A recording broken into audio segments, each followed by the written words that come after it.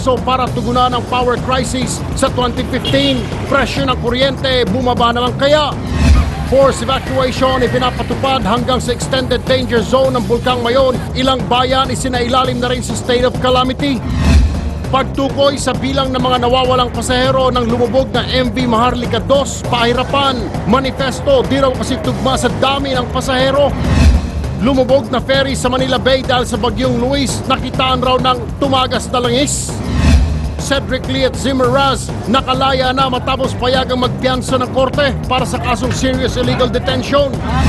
Traffic na naman, ipatutupad na one truck lane policy at pagsasara ng mga U-turn slot sinisisi sa usad pagong na traffic sa Katipunan Avenue. Pero sagot ng MMDA, di lang sanay ang mga motorista. Gusto ko tikman Aita. TV anchor sa Olongapo inulan ng batikos matapos naman ng bastusin ng mga ita. Sa Action Sports, Paul Lee gusto raw manatili sa rain or shine ayon kay Coach Yeng Giao. Pero Lee, kailangan daw munang makipag-usap sa team owners. Sa Celebrity Action, host na si Paulo Ballesteros isinugod sa ospital dahil sa mild stroke. At 20 anyos na badminton player ng Lasal, kinumpirma ang relasyon nila ng komedyanteng si Ay de las Alas.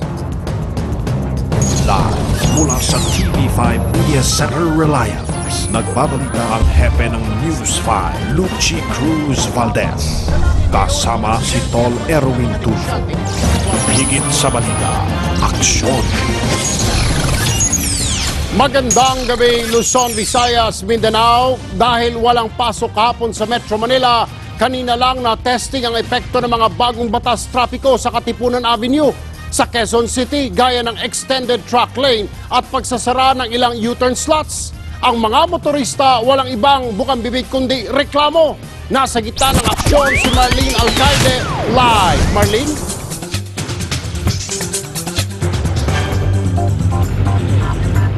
Erwin, dahil nga sa naging pahirapan, alam mo kaninang umaga, naging pahirapan itong pagdaan ng mga motorista dito sa may Katipunan Avenue dahil nga sa mga bagong batas trapiko na ipinatutupad dito ngayon. Kalbaryong biyahe ang sumalubong sa pagbabalik eskwela at trabaho ng mga kapatid nating laging dumaraan sa Katipunan Avenue sa QC.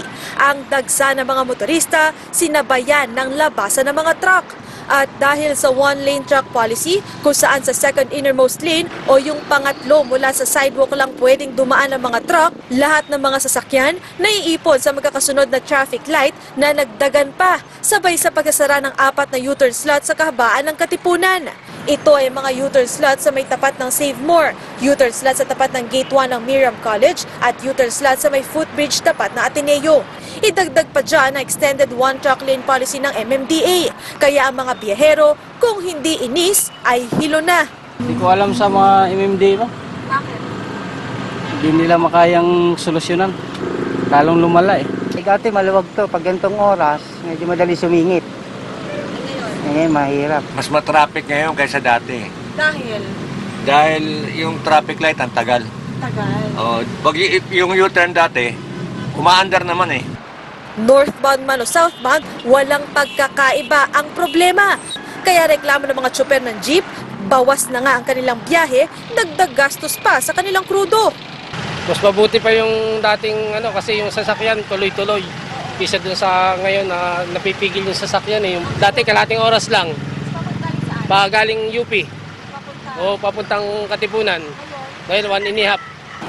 Pero giit ng mga enforcer ng MMDA, mas nagkasistema pa nga raw sa Katipunan Avenue dahil sa inilatag nilang pagbabago. Umpisa pa lang kasi ngayon siguro na pa yung mga motorista, hindi pa sanay. Kasi nung last Saturday lang nag-umpisa to eh. Sa pakiramdam ko, medyo maayos naman.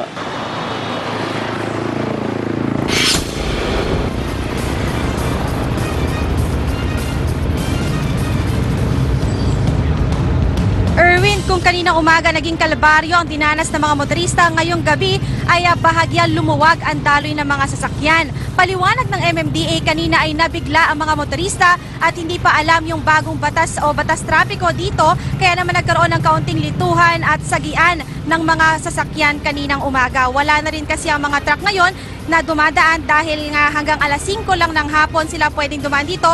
Kaya isa yan sa mga nakikitang dahilan kung bakit hindi masyado ganon kabigat yung daloy ng trapiko ngayong oras na ito. Ang nakikita nyo nga ngayon ay pa northbound galing C5. Stoplight yan galing sa may tapat ng Miriam College. Nagsisimula ng dumami yung mga sasakyan dahil oras na ng uwian, pero kung ikukumpara doon sa nangyari kanina, Erwin, wala na yan hindi na yan masyadong mabigat kumpara doon sa dinanas nga ng mga motorista kaninang umaga. Erwin? Maraming salamat sa iyo, Marlene Alcaide. Samantala, sa mga sawang-sawa na sa perwisyong dulot ng traffic sa Metro Manila, abay may solusyon na raw po dyan ang Japan International Cooperation Agency o JICA. Yan ang balitang inaksyonan ni JV Arsena. Buhol-buhol na trapiko, siksikan, tulakan at unahan pa sa mga pampublikong sasakyan. Ilan lang yan sa mga problema ng mahigit 3 milyong commuter sa Metro Manila. Pero ayon sa Japan International Cooperation Agency o JICA, ang lahat ng aberyang ito may solusyon na. Yan ang Dream Plan. We have received a request from the Secretary of NEDA that asked for the creation of transport infrastructure roadmap for Mega Manila and surrounding region. So we responded to that request. Nakapaloob sa Dream Plan ang pagpapagawa ng mga karagdagang kalsada, pagsasaayos ng mga expressway na mag-uugnay sa iba't ibang lungsod, gaya ng Daang Hari SLEX Link, Skyway 3, NAIA Expressway, The Star Expressway at iba pa. Ang traffic signs, gagawing high-tech para mas mababantayan daw ng gusto ang lahat ng kaganapan sa kalsada. Pati mga bus at jeepney, gagawing moderno at babaguhin ang mga ruta. Magdadagdag din ang mga bagong linya ng tren na may mas malaking kapasidad para sa mas maraming biyahero. Sa kabuuan, 2.6 trilyong piso raw ang magagastos para sa nasabing proyekto. All of the residents in Mega Manila region will be benefit from this project because the transportation is everyone's issue, and especially those who are using the public transport system now. Aprobado na ng pamahalaan ang Dream Plan. Opisyal na rin itong sinimulan noong nakarang taon at inaasang makukumpleto sa taong 2030. Umaaksyon, JV Arsena, News 5. Sa ibang balita naman, higit 4 na buwan matapos maaresto at makulong, nakalaya na ang 2 sa mga sinasabing nambugbog sa aktor na si Bong Navarro. Sila ay sina Cedric Lee at Simeon Zimmerras. Umaaksyon live mula sa Taguig RTC ang aming kasamang Simon Gualvez. Mon?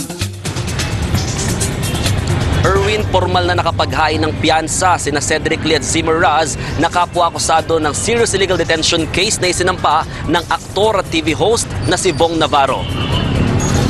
Masaya at palabirong Cedric Lee ang humarap sa Taguig Hall of Justice kanina. Sinisenyas pa nito mga kamay na walang posas kasabay ng pagpayag ng korte na makapaghain sila ng tig-kalahating milyong pisong piyansa para sa kasong serious illegal detention na isinampa ng aktor na si Bong Navarro. Kasama rin itong makakalaya ang kaibigang si Zimmerras. Balita sir, balita! Showtime! I want to thank the Lord. God is great today. Thank you. Hindi pa ito panahon para magbunyi o para magsaya kasi mahaba po ang proseso pa. Una raw nitong gagawin ang magdasal habang kasama ang pamilya. Pero nilino nilang hindi sila magtatago. Hindi po kami aalis ng bansa, hindi po kami tatakas or anything, wala hong ganyan. Dismayado naman ang kampo ni Bong Navarro sa nangyaring desisyon. We have lost our confidence in the ability of the court to appreciate this case properly. Dahil dito, maghahain na rin si Navarro ng motion to inhibit para kay Judge Paz Esperanza Cortez na hawakan ng kaso. I reflect the frustration of a lot of people who have been observing this case. Unfortunately, not as detailed as they would want because as you know, very little information has been allowed to filter out by the court on this matter. Sa Biyernes, nakatakdang dinggin ng motion to inhibit at motion for reconsideration para sa kasong serious illegal detention. Pero matatandang hindi lang itong isinampa ng kampo ng aktor laban sa mga akusado. Kanina, naghain ng rejoinder ang kampo ni Cornejo sa Manila Prosecutor's Office para sa kasong perjury na isinampa rin ng aktor laban sa kanila. Pinatunayan uli ni Cornejo na may rape na nangyari. Ang pagkakamali lang daw ni Denise ay pinatawad nito si Navarro. Actually, naging problema talaga nila Denise. Nung hinuli si Bong Navarro at dinala sa pulis, nagmakaawa sa kanya si Bong Navarro na wag nang ituloy at masisira naman daw ang kanyang karir at matatanggalan siya ng trabaho. Pero sa kabila nito, masaya ang kanyang kampo na pinayagan na rin sila makapagpiyansa kagaya ni Nali at Raz. It's really a major victory. It's a major victory. Wow, we just won a battle but not yet the war. Erwin, paglilinaw lamang, tanging sina Cedric Lee at Zimaraz pa lamang ang pansamantala nakakalaya na ngayong araw, habang si Denise Cornejo ay nananatili pa rin sa kustodiya ng CIDG. Sa isang text message nga na ibinigay ng kanyang lola na si Florencia Cornejo, sinabi nito na patuloy pa rin inaayos ng kanyang kampo mga papeles para may sakatuparan na ng tuluyan ang bail at paglaya ng kanyang apo na si Denise. Erwin. Maraming salamat sa iyo, Mon Gualvez. Nag-high naman ng not guilty ang aktor na si Billy Crawford para sa kasong malicious mischief at 2 counts of disobedience to authority na isinampa laban sa kanya. September 7 inaresto si Billy sa Taguig matapos magwala dahil umano sa sobrang kalasingan. Naniniwala ang kampo ng aktor na hindi naman sapat ang ebidensya para kasuhan siya. Sa November 5 at December 1 ang hearing para sa mga kaso ng aktor.